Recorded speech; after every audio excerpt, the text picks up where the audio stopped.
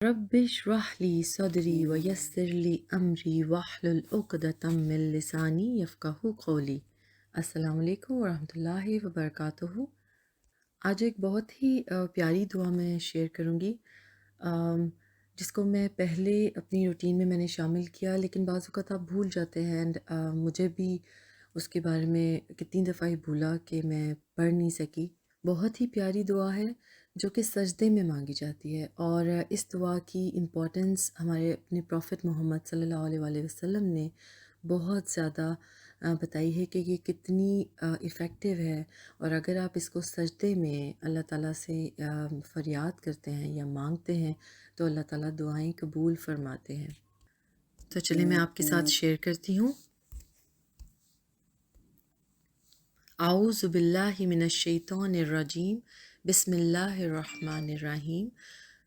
اور اس دعا میں اللہ تعالیٰ کے افضل ناموں کا سے ذکر کیا گیا ہے، اور ان ناموں سے اللہ تعالیٰ سے دعا کی جائے تو اس کی بہت فضیلت ہے۔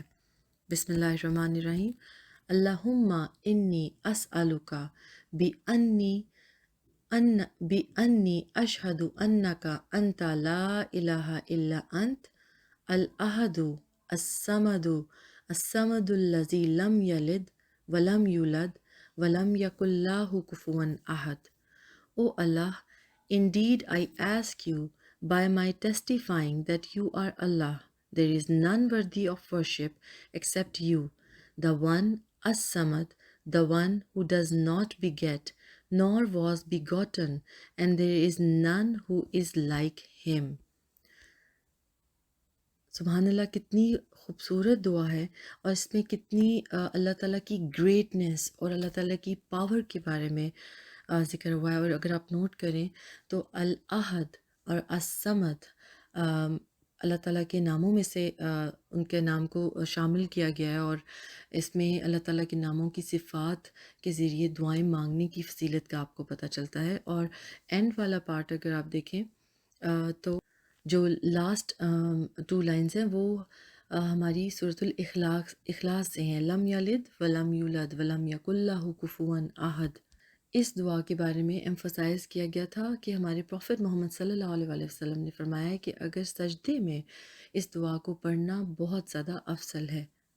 اور جنرلی اگر دیکھیں بات کریں تو دماغ میں صرف جب ایک یہ خیال آتا ہے کہ سب سے زیادہ طاقت، سب سے زیادہ پاور صرف ایک ذات کی ہے اور وہی سب کچھ کر سکتا ہے، تو انسان کے جو ذہن میں جو آتی ہیں باتیں کہ یہ پاسبل ہے یا نہیں ہے، یا ڈاؤٹس جو آتے ہیں تو وہ سب کلیئر ہو جاتے ہیں کہ جب ایک ذات اتنی پاور رکھتی ہو تو پھر ایسے ڈاؤٹس کا ذہن میں لانا اس کا فائدہ ہی نہیں ہے، اینڈ اٹس ٹائم ویسٹنگ۔